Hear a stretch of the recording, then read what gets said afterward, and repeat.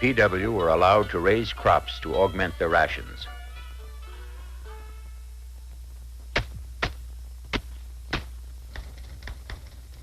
Vocational and educational programs were made available to the PW.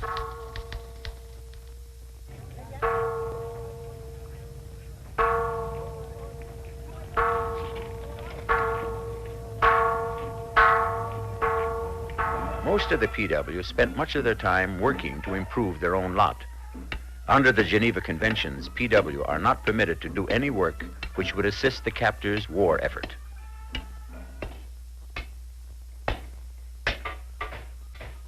Vocational training facilities were used for the manufacture of artificial legs. Work done by PW was for the construction and maintenance of their own camps and for their own health, comfort, and welfare.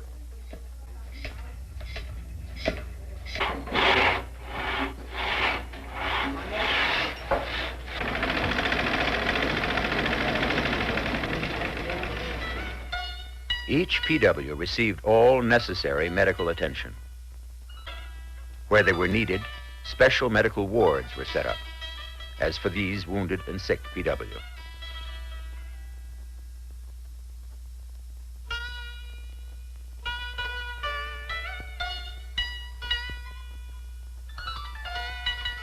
They were also allowed to receive treatment in accordance with classical folk medicine, as in acupuncture, when requested by the PW.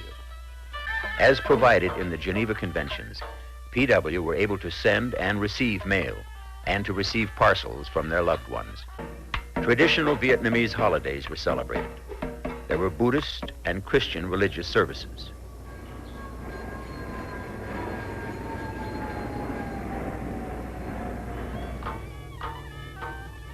As the release operation began, not everything went according to schedule. At Ben Hoa, where movement to the airport was scheduled to begin at 6 a.m., PW refused to move until it received instructions from the Viet Cong. The Subcommittee on Captured Persons of the Joint Military Commission was dispatched from Saigon to confer with the reluctant PW.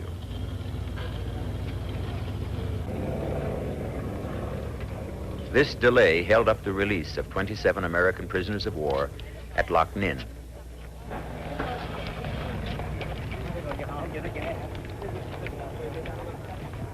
After a lengthy meeting, the PW agreed to start the repatriation.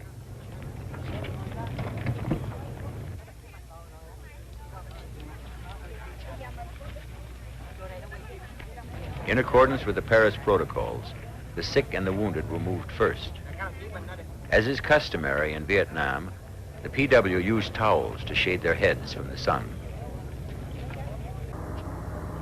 Upon arriving at the exchange site, some of the PW made a final gesture of defiance, discarding their PW camp issue whether PW needed it or not. American and South Vietnamese representatives to the JMC were on hand throughout release operations. Exchange site rosters contained the names of each PW, his interment serial number, date of capture, date of birth, and parents' names. Most PW who did not wish to accept return to the communist side had already been released under the New Life program. However, some PW changed their minds at the last minute. One such was this man. They dragged him off behind the release site and away from the cameras, beating and kicking him. VC officials at the site did nothing. Lúc nãy tại sao anh lại không kích cuộc cách mạng? Lúc nãy, hồi nãy là gì? Quá sự kiện kẹp tôi không trở về được. Nghe rõ nhá. Nghe ai muốn xe. The next time such an incident occurred, the ICCS was ready. When a second PW refused repatriation, the ICCS chairman took steps to isolate the man and prevent any intimidation.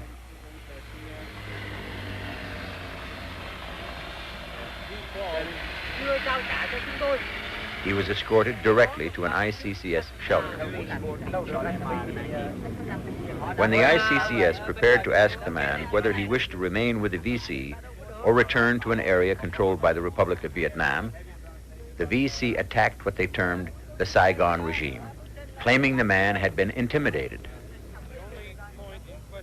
The VC then marched approximately 50 of the returnees up to the meeting site, apparently hoping to frighten the man with a show of force.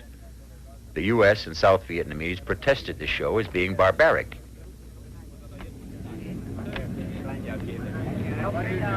The only thing we should do is the same as we did the last time. We do the same on the last man. We ask him, does he want to stay or does he want to go? It was finally agreed to allow the man to return to territory controlled by the Republic of Vietnam. The last day scheduled for repatriation, a group of more than 200 PW at Bien Hoa refused to return to the North Vietnamese or the Viet Cong.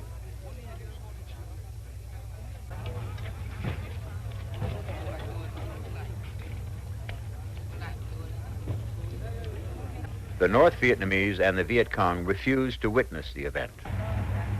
Ông bảo sau khi mà ông quan sát xong rồi thì mình làm cái việc của mình. We would like to... The PW were notified that they would not be forcefully repatriated, but would be released in South Vietnam instead.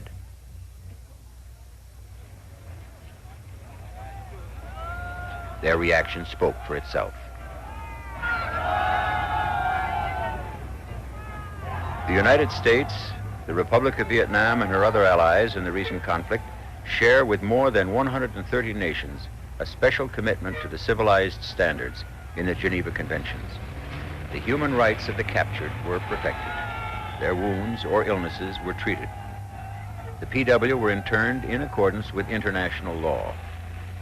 Delegates of the International Committee of the Red Cross had access to the PW, and recommendations to PW camp authorities were carried out. More than 26,000 enemy PW were returned to the Viet Cong and North Vietnamese, while 11,000 New Life PW were released and returned to take up the traditional Vietnamese way of life in South Vietnamese society.